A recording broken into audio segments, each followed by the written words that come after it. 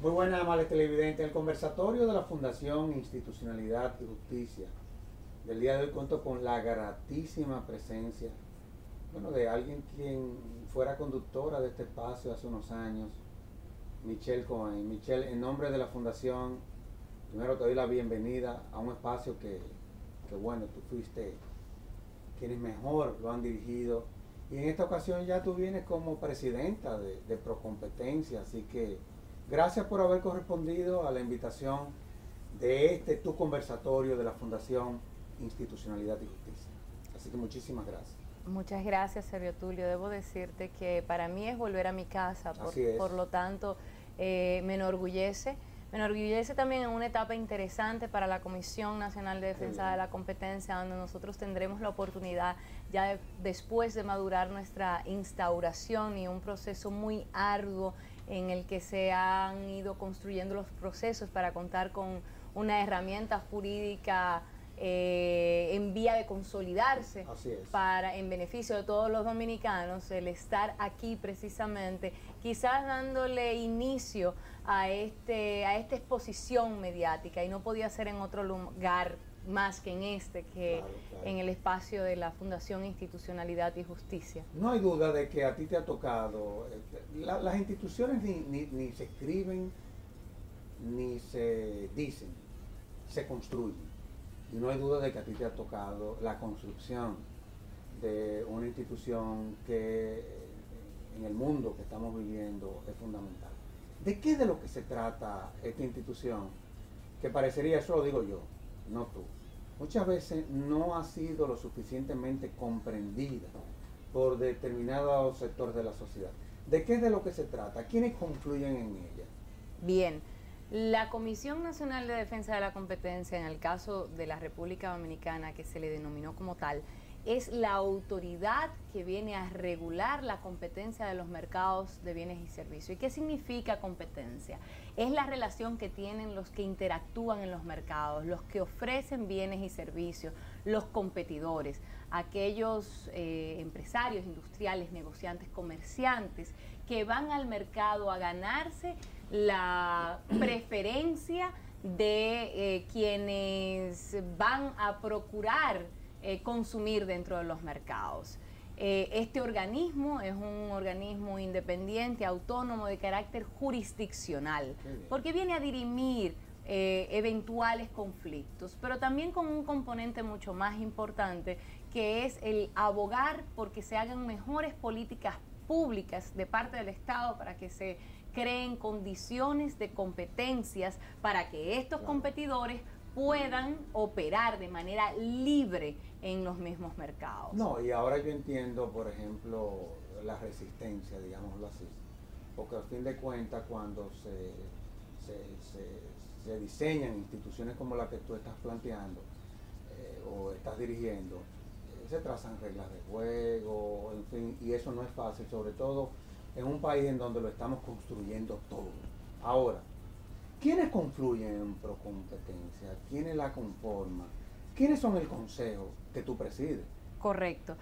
El organismo está compuesto por dos instancias, el nivel inferior y el nivel superior, pero es una misma comisión, es un solo organismo, que es la parte técnica, que es dirigida por una dirección de carácter técnico, donde están prácticamente todos los expertos, instructores y abogados y economistas, investigadores, y también aquellos que están en condiciones de realizar los estudios, y está el Consejo Directivo, que es la autoridad máxima el órgano decisorio de la comisión. Es el órgano que toma las decisiones y estructuras la planificación y la estrategia del mismo organismo. ¿Quiénes conforman ese órgano, que es el órgano político? Son 5 miembros. Estos miembros están designados por el Congreso Nacional. En este caso, la comisión está compuesta por 5 personas, de los cuales me honro en presidir. Mis compañeros, mis colegas son Antonio Rodríguez Manfield, un economista con una una trayectoria, excepcional, claro. Un excepcional técnico también, con una larga data dentro del Estado y dentro de otros renglones, organismos internacionales, y también se desempeñó en muchas áreas de este mismo ámbito que lo han llevado finalmente a ser miembro de este consejo. Está doña Leida Reyes. Leida también es economista, también con una larga data y una experiencia valiosísima dentro de las negociaciones comerciales del país y la misma historia del establecimiento de esta legislación. Está doña Magdalena Gil de Harp, que viene trabajando también esta normativa desde hace muchísimos años, una normativa que desde que empezó a hablarse de ella, estamos hablando de casi 2 décadas, y finalmente Esther Aristi, que es abogada y que también tiene una experiencia muy valiosa que ha venido a ser utilizada dentro de este consejo y quien, por supuesto, le sirve. ¿Por qué el Congreso Nacional es el que nombra los miembros de Procompetencia? Te hago la pregunta, porque el Congreso es el órgano de control del Estado. O sea, yo entiendo, por ejemplo, que el Congreso nombre a los miembros de la Cámara de Cuentas, que es el órgano rector del Sistema Nacional de Control, pero frente a una institución como la que tú presides, cuyos componentes son tan técnicos, ¿por qué el Congreso?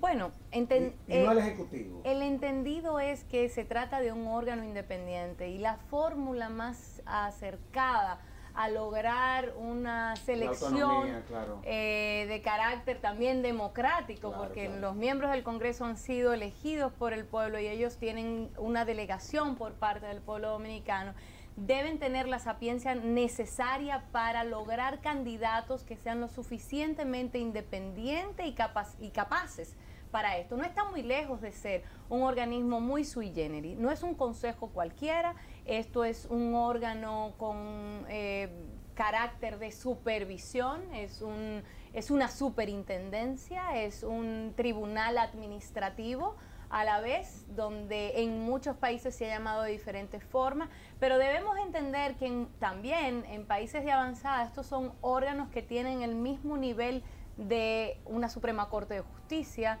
de un tribunal electoral, porque deben tener ese carácter de independencia. Vienen a dirimir conflictos dentro de un país que son conflictos complejos eventualmente, pero también viene a proponer que hayan mejores condiciones para quienes confluyen dentro de los mercados. Déjame hacer, te la voy a hacer bueno, sobre todo por la relación que tenemos, con la mejor buena fe. ¿Y cuál es el problema con el director ejecutivo, no director ejecutivo? Cuando eso, honestamente hablando, cuando tú lees, por ejemplo, la ley y cuando tú ves lo que ustedes han venido haciendo, o sea, ¿cuál es el problema? Honestamente hablando te lo digo, o sea, ha dejado de ejecutar el consejo lo que son sus funciones por la falta de un director ejecutivo. Te hago la pregunta con la mejor buena fe posible. Claro. Porque yo no he visto tampoco que eso haya sido como tan relevante, honestamente hablando, y te lo digo en honor a la verdad. Quizás porque dominas los aspectos jurídicos y evidentemente detrás de cada normativa hay una lógica jurídica que lleva al establecimiento de cualquier legislación. Y en este caso, pues, es un organismo nuevo, un organismo que ha requerido una instauración y en todo el sentido el Consejo se ha ocupado de llevar su mandato de instaurar esta comisión, esta entidad, este organismo, y esto implica procesos muy de mucha responsabilidad y de mucho compromiso, como el hecho de el poder estructurar los procesos nuevos, incluso el debido proceso que debe llevarse para saber manejar los casos y llevarlo correctamente. Pero esto implica gente, implica personal, entonces la infraestructura, el capital humano, que es lo que hace la diferencia en cada institución. Y la belleza es que este órgano ha tenido la oportunidad de sentar bases para en un futuro ser reconocido como un organismo de mejores prácticas de políticas públicas.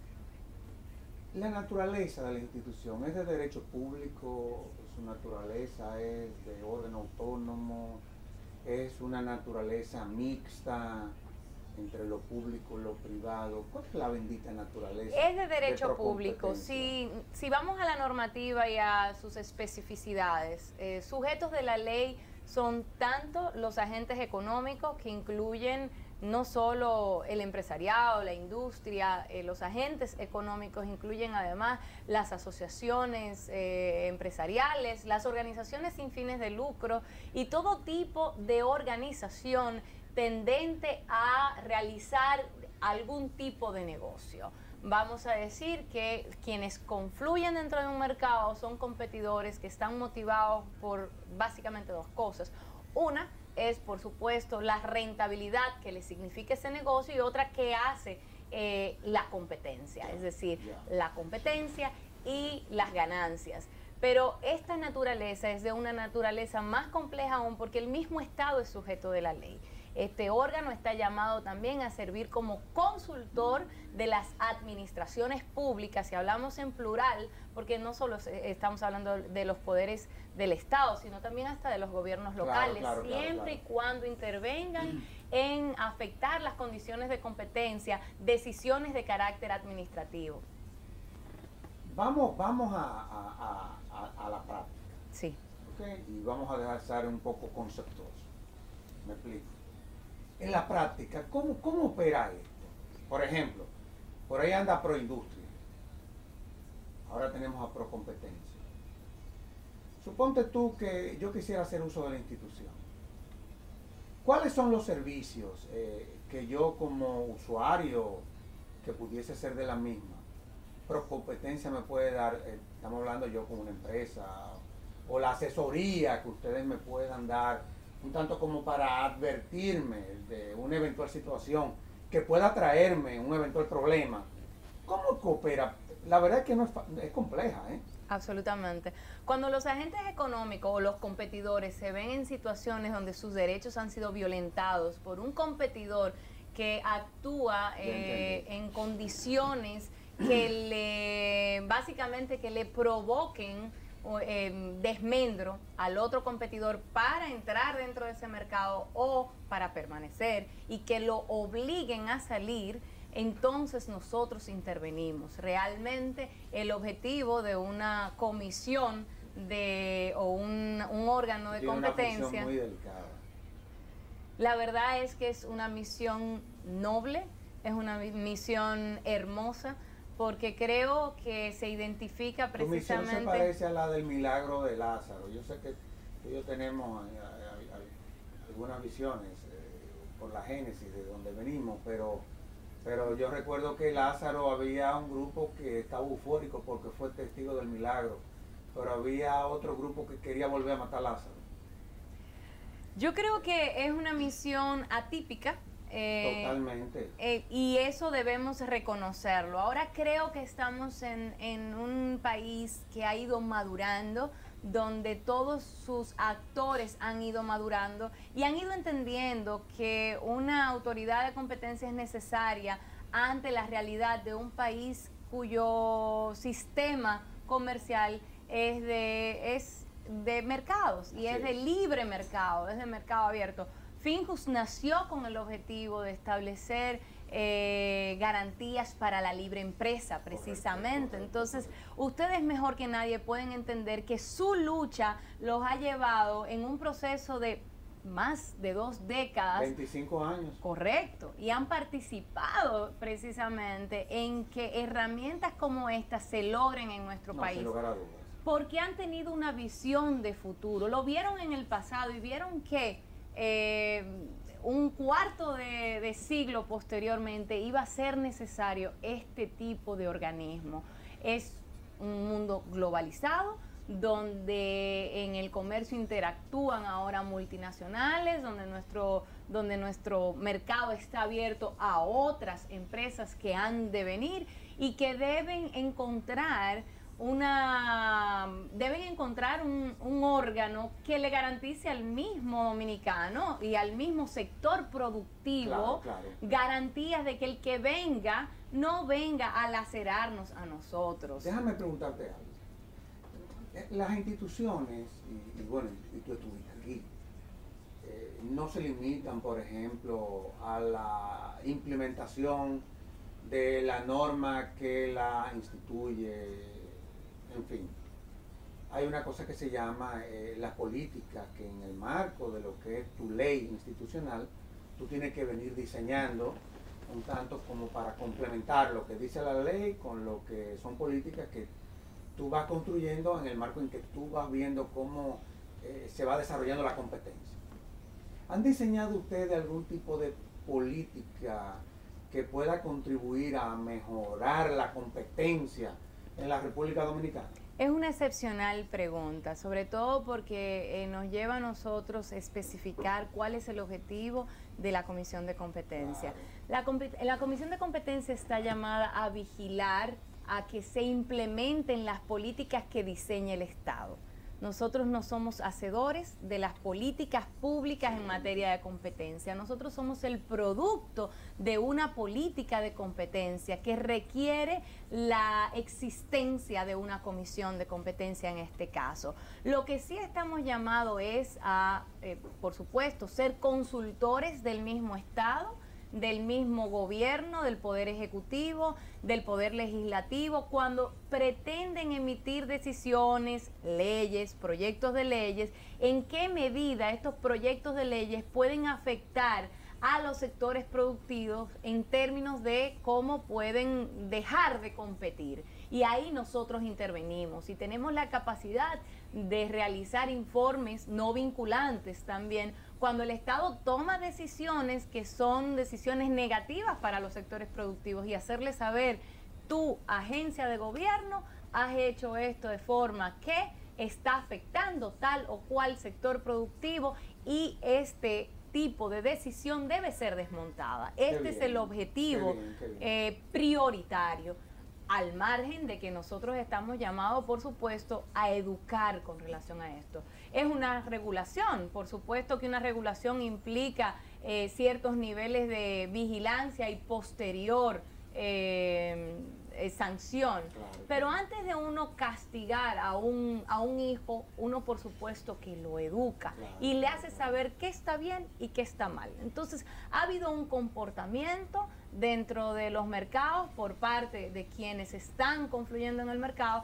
que no ha sido regulado anteriormente. Lo justo es que reconozcan, que maduren, que el mundo ha cambiado, que hay nuevas reglas, y tú hablabas específicamente en principio de la palabra juego. Esto es un juego, ¿no? Y un juego de béisbol no puede irse sin un umpire, ni se puede ir sin normas, sin reglas. O sea, si usted va a jugar, tiene que conocer las reglas para poder ganar, para saber quién es el ganador. Al final, el ganador es el que gane la preferencia de los consumidores porque ofrece el mejor producto, el producto más bajo, el más creativo, y porque también da los mejores beneficios, no en base a imposiciones. Oye, qué bien. Ahora, no hay duda de que, por ejemplo, las reformas no se limitan al contenido de normas, todo esto, esa es una dimensión de la reforma, que es la que están ustedes ahora. Ustedes ahora viene el componente cultural, todo lo que tiene que ver con tú montar una estructura sobre la cual tú vas a implementar lo que como norma tú tienes y fue lo que te creó. Sin embargo, no hay duda que en todo esto el componente educativo, como tú decías, es fundamental. Nosotros hemos firmado una serie de acuerdos de libre comercio, en fin. En el marco de esos acuerdos, ¿cuál ha sido tu participación? Tú y yo estuvimos en la Cancillería juntos también, y tú manejabas un área interesantísima. ¿Cómo tú vienes, habiendo previamente participado en todo lo que fueron estos tratados, cómo tú lo has podido, por ejemplo, incorporar como parte de lo que sería un punto de tu agenda en la institución que tú diriges? Ha sido fundamental. De hecho, el poder entender los mercados y el mercado dominicano es fundamental. Entender la realidad del resto del mundo nos hace saber que ya nosotros, a pesar de que somos una isla, no podemos comportarnos como tal. Estamos insertados en un mercado abierto. Ahora bien, la comisión de competencia es precisamente un hecho que sale de uno de esos tratados, un compromiso que hizo la República Dominicana prioritariamente en el EPA, donde de ahí salieron dos compromisos por parte de la región, que era crear la comisión de competencia de la República Dominicana y la del CARICOM. Claro, claro. Y efectivamente se logró. Ambas hemos estado en situaciones muy similares, muy difíciles, porque no todos pueden entender y pueden visionar a futuro los grandes beneficios y la gran protección que les significará la comisión de competencia a sí misma. Que es una herramienta de calidad, ¿eh? Correcto. Hacia ahí es que yo veo que se dirige su fin, es ver de qué forma como institución puede contribuir a mejorar la calidad, no solamente de lo que nosotros producimos, sino también la propia calidad de la competencia, que muchas veces, eso no lo dices tú, es tan desleal en países en donde nuestras instituciones son tan frágiles. Sí. Ahora, tú dijiste algo que honestamente hablando yo creo que merece una explicación, no una aclaración, sino una explicación. Y es esa función, digamos que jurisdiccional, que ustedes como institución tienen. Cuando uno ve cómo hemos construido el Estado, nosotros vemos que existe el Poder Judicial, que tiene una serie de jurisdicciones especializadas. Tenemos también un tribunal constitucional, que es la parte política de la justicia. Tenemos también una Cámara de Comercio y Producción, que tiene un Consejo Nacional de Arbitraje. En cuanto a lo que tiene que ver con esa función jurisdiccional de ustedes, ¿cómo que yo sé que ustedes eso lo están tratando de ir construyendo, como tú decías, ustedes están en esta fase de socialización de lo que es la misión de ustedes y ir creando las condiciones. Pero ¿cómo funcionaría eso? Honestamente hablando te lo digo. Es un organismo especializado. La competencia es una disciplina en sí misma que conjuga lo jurídico con lo económico. Es una de esas pocas disciplinas donde tiene ambos componentes en igual nivel de importancia. Son laudos. Vamos a decir que sí, cierto, y que lo que se lleva es un debido proceso cuando hay un caso que se investigue o cuando hay un estudio de un mercado por igual, se lleva un estudio de investigación de ese mercado con relación a las condiciones de competencia. Okay. Por ende, en el caso de llevar un sometimiento, estamos llamados a llevar un debido proceso que implica un fardo de una prueba que es meramente económica. Por ende, en esta disciplina... No hay una infracción penal, ni nada que se parezca. Eso es correcto. Hay jurisdicciones que sí lo consideran de carácter penal y tienen el matiz criminal, que sí consideran los delitos económicos como una afección de carácter criminal, sí, claro. A la economía, claro, o sea, el trascender de manera engañosa para salir beneficiado, al final es un engaño o al erario público o al bolsillo del pueblo. Entonces ya lo lleva un poco más extensivo. Hay otras legislaciones como la nuestra, que por supuesto es incipiente, que no lo considera de esa manera. Ahora bien, es una afección a la economía nacional, porque cuando no hay competencia, la economía no es eficiente. De una manera u otra, quiere decir que los recursos están concentrados en un solo lugar o en muy pocos lugares, o entre un grupo o una sola mano. Déjame hacer... Te voy a hacer una pregunta delicada, pero que yo creo que tú tienes porque la tienes los argumentos, pero cada vez que uno habla de competencia, evidentemente que para tú ser competitivos tienen que confluir una serie de condiciones para que al final se dé el milagro. ¿Se dará?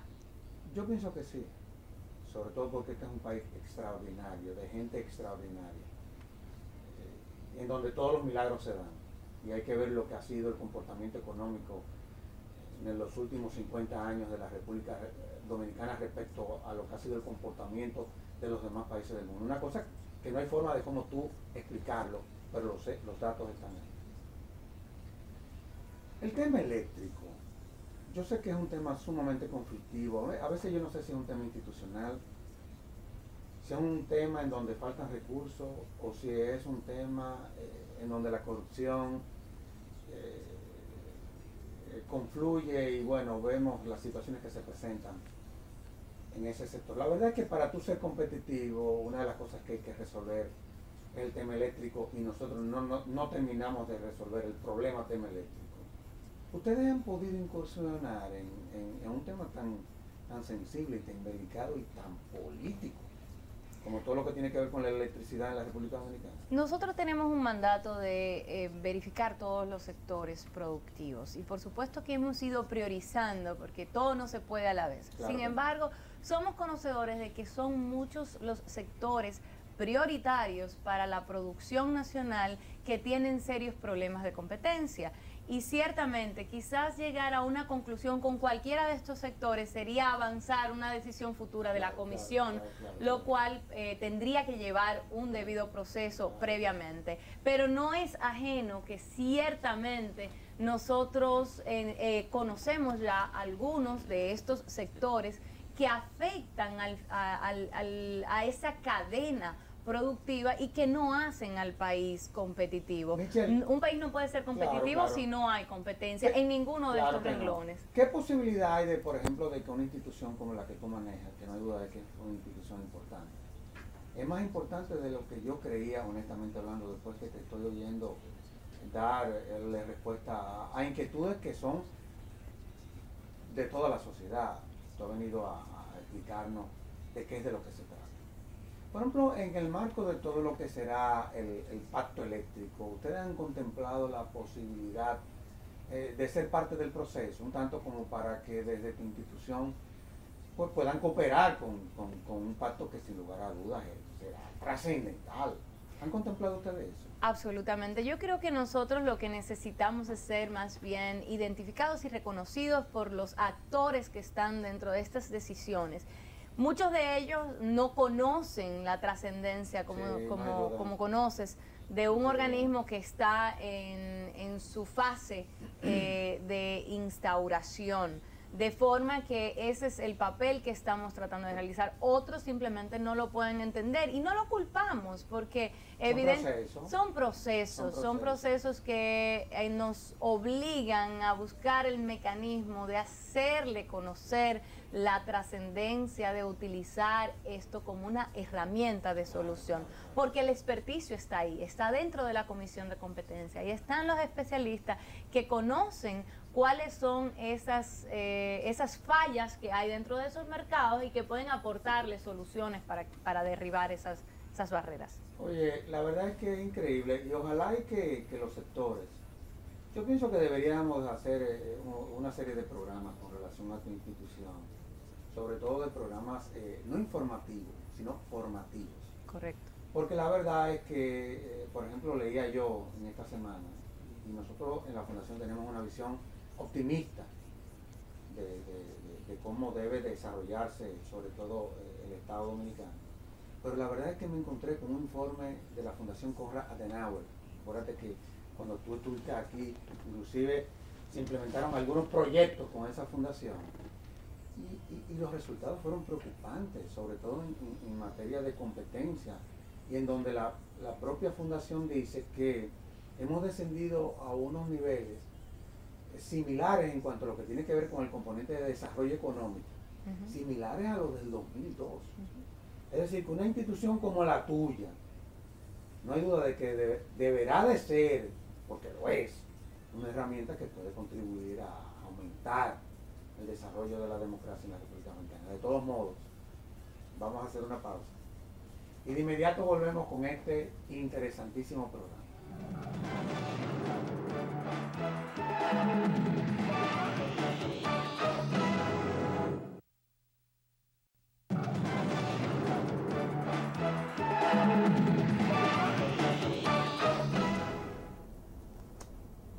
Una de las prioridades del presidente Danilo Medina, y nosotros como fundación lo tenemos que reconocer, es el ver de qué forma se pueden incentivar desde el Estado, el que siga creciendo las MIPIMES. Que la verdad es que yo, a mi juicio, pienso yo que ese es un escenario interesantísimo para, en el caso tuyo, tú poder hacer muchas cosas. ¿Cómo tú vienes interactuando con ese sector? El tema de las MIPIMES para nosotros ha sido un foco de Es así, interés, ¿verdad? absolutamente, porque si algo que procura la ley es derribar barreras, y si hay una realidad que viven todas las pequeñas y medianas empresas en nuestro país, es que se levantan todos los días a conflictuar con la realidad, a combatir una serie de resistencias que le hace imposible hacer negocios. Y estos son barreras que muchas veces son provocadas desde el mismo Estado porque nos hemos acostumbrado a burocratizar. Y la ley nos llama a desregular en beneficio de estos sectores, tanto de este sector específicamente y por supuesto en beneficio de los sectores productivos de otros renglones. Desregular implica que les sea mucho más fácil entrar al mercado de que se trate, pero cuando nosotros estamos hablando de permisologías complejas, de costos muy elevados, hay que tener una verdadera vocación al martirio, de licencias, de procesos que duran un montón de tiempo. Al momento de usted hacer el primer negocio, ya el capital se le ha reducido a nada y le es imposible recuperarlo. Lo ideal es que un Estado le provea a usted las condiciones para usted ingeniar un negocio en la mañana y poder efectuarlo en la tarde. Y los mecanismos sí existen, porque en otros lugares de avanzada existen. Entonces sí estamos llamados a proveer el conocimiento de que estos son barreras. Para ello tenemos que trabajarlo ya de una manera mancomunada, porque en nuestro caso, en nuestro país es un caso muy complejo. Es un caso donde se ha acostumbrado a informalizar los sectores pequeños y medianos, y ni hablar de los micros, y no se le ha favorecido con formalizarlos expeditamente. Todavía la formalización de un negocio es complejo, es difícil, entonces habrá tendencia siempre a hacerlo lo más fácil y lo expulsamos. Ciertamente el presidente Medina ha priorizado esto como un eje transversal, claro, dentro de su gestión, porque cuando un país no cuenta con una clase media fuerte, un país no cuenta con desarrollo, y este es la base de la producción de la clase media. No, y además la verdad es que los niveles de informalidad que históricamente, esa es la verdad, es una economía que se ha desarrollado sobre la base de la informalidad. Y la informalidad lleva al fraude, lleva a la corrupción, no es fácil tu trabajo, No es fácil tu trabajo. En ninguna de las vertientes será fácil, pero yo creo que es un trabajo del país, es un trabajo de todos, es un trabajo de todos los sectores productivos, es un trabajo que nos pertenece a todos, porque lo que queremos construir es una República Dominicana que en el futuro viva los beneficios de poder consumir productos y servicios de alta calidad. Tú hablabas en el segmento pasado precisamente de la calidad. No es otra cosa que la calidad de vida. Cuando hay una regulación de competencia pertinente y cuando hay competidores que efectivamente convergen en el mercado, entonces estamos provistos de muchos productos de muy alta calidad y de muy bajos precios, porque están compitiendo, están ofreciendo lo que no tiene el otro para que vengas donde mí, y el otro entonces va a ofrecer lo que va a superar mi oferta para que tú te vayas donde él. Entonces al final estarás comiendo la mejor carne, el mejor arroz, el mejor pan. No, y además tenemos algunos ejemplos, por ejemplo en el área de las telecomunicaciones. Correcto, en donde efectivamente los niveles de competencias son muy altos, y eso trae como consecuencia una mejora en la calidad, porque eso es lo que se debe de ofertar. Ahora, ya yo te entendí de cuál es tu misión. Yo estoy segura que tú la has venido entendiendo desde siempre. Sí, pero lo he entendido Mejor, porque muchas veces no basta con tú leer un texto, sino que hay cosas que merecen una explicación y tú lo has hecho de manera magistral. Ahora, vamos a hablar de las prácticas prohibidas, Sí. porque hemos hablado más o menos de cuál es la lógica de todo esto. Pero las prácticas prohibidas a la luz de la ley que crea Procompetencia y su consejo, ¿de qué es de lo que se trata? Bien, la No, ley... para que no me sigan metiendo en problemas. Correcto, y no es lo que precisamente queremos, Claro. que dejen de realizarse estas Es un prácticas. mecanismo de prevención lo que ustedes están haciendo ahora. Y es lo correcto, Claro, es lo claro. correcto, que sea de manera natural, que los competidores se comporten adecuadamente dentro del mercado. ¿Cuáles son esas prácticas prohibidas? La ley tipifica el abuso de la posición de dominio. Fíjate que la ley ni siquiera castiga el monopolio, pero sí castiga las condiciones en que ejerza su poder de dominio. Cuando hay un solo competidor o muy pocos competidores dentro de un mercado, se adueñan del mercado y el dueño del mercado es el cliente, no es el proveedor. De forma que tiene un poder de imponer el producto que le dé la gana y como le dé la gana y al precio que le dé la gana. La dinámica de los precios debe responder a la oferta y la demanda. Esto es lo que debe determinar cuál es el valor de lo que nosotros compramos, no la decisión melodaganaria de un oferente. La ley castiga, además del abuso de la posición de dominio, los cárteles o los acuerdos concertados, que son cuando pocos oferentes se ponen de acuerdo para repartirse un mercado, para condicionar el mercado o para fijar precios. Por ejemplo, la fijación de precios, que en un momento dado fue una práctica olímpica en la República Dominicana y quizás lo sigue siendo en algunos renglones, pues es una práctica prohibitiva. El precio lo fija la demanda. Y los dueños del mercado no somos nosotros todos los que demandamos de ese producto o de ese servicio. Finalmente, la ley sanciona la competencia desleal, aunque debo aclarar que la competencia desleal, acorde con nuestra ley, no tiene una sanción monetaria, sino de carácter meramente moral. Y lamentablemente no sería una de las razones por la cual el que sea víctima de un acto de competencia desleal vaya a encontrar una sanción en contra de su competidor. En este caso, lo que nosotros obligaríamos es al cese de esa conducta de la competencia desleal, la cual sería resarcida por la jurisdicción ordinaria.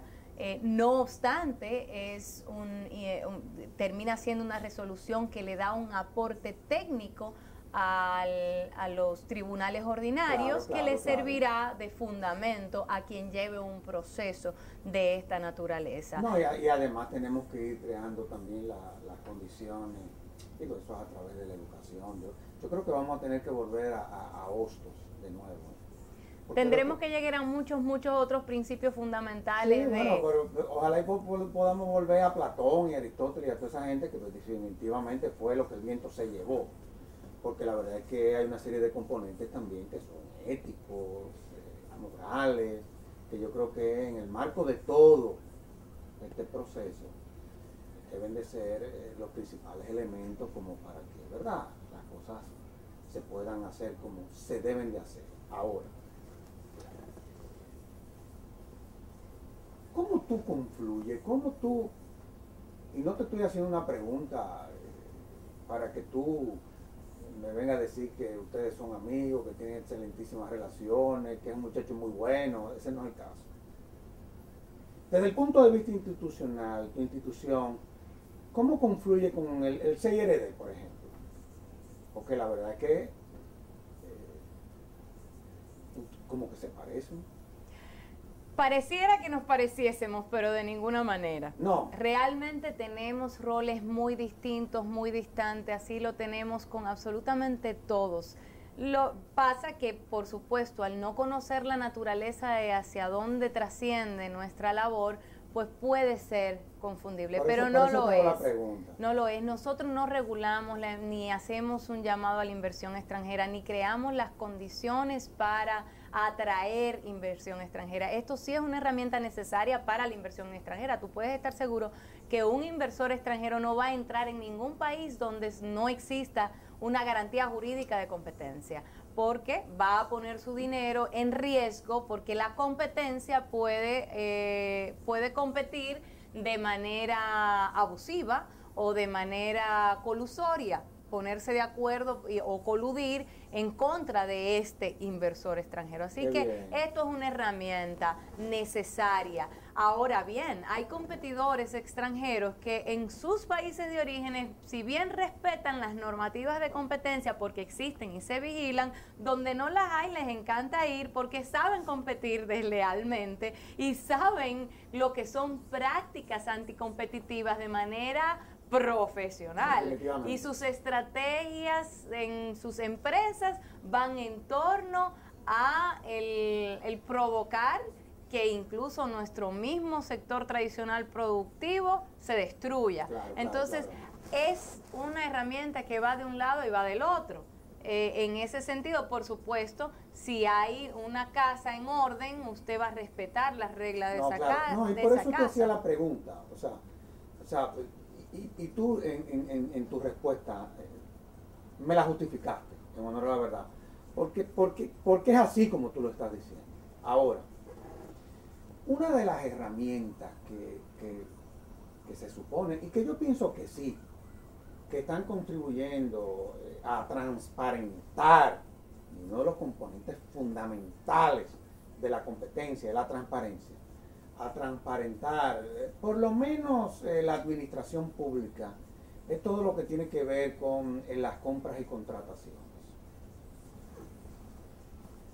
¿Qué rol juegan ustedes ahí, pro competencia, en compra y contrataciones? Mira, es un rol determinante. Espérate, oye, estás haciendo un excelentísimo programa, te lo tengo que decir, hasta tal punto de que me has abierto un poco la mente y comienzo a entender, o sea, cuál es la dimensión de la institución que tú presides. Una de las prácticas más sancionadas en el mundo han sido las prácticas colusorias en las Claro. licitaciones públicas. Claro. Todas las agencias de competencia han perseguido las colusiones. ¿Por qué? Porque competidores van y se ponen de acuerdo para Claro. ganar y repartirse un mercado. Vamos a poner un ejemplo gráfico. Y por esto este organismo viene a complementar para poder perseguir y sancionar estas prácticas colusorias. Entre los acuerdos horizontales o los cárteles, que son una de esas violaciones a la ley, está las prácticas colusorias en las licitaciones públicas. Y esto significa la posibilidad que tienen algunos competidores de ponerse de acuerdo en una licitación cualquiera. Digamos que el país está dividido en regiones, el Cibao, el sur y el este, ¿no? Y que hay una contratación de carácter nacional donde hay una licitación para el Cibao del mismo producto, hay una licitación para el este y otra para el sur. Y hay tres oferentes, los oferentes convergen en esas tres licitaciones, poniéndose de acuerdo, uno que pondrá un precio irrisorio a un producto que no vale ese precio, digamos que es un lapicero que está requiriendo el Estado, y que este lapicero tiene un valor de $1 en su costo, y este oferente, uno se pone de acuerdo para llevarlo y presentarlo a 5 centavos el valor, es ilógico porque el costo es $1, y el otro lo pone a 15 pesos el valor, y hay uno que lo pone al valor, $1, ese es el ganador del Cibao. Ahora bien, estos otros competidores que han perdido la competencia se ponen de acuerdo con este ganador para aparecer en otra licitación en el sur, y le toca al otro ser el ganador, y así sucesivamente el tercero. Eso es una repartición regional de mercados y es un acuerdo colusorio. Eso se da entre muchas otras vertientes. Ahora, lo que estamos diciendo con esto es que sí, es un ejemplo que ha sido sancionado tradicionalmente desde hace 100 años que tiene esta disciplina siendo reconocida con su origen anglosajón, por supuesto.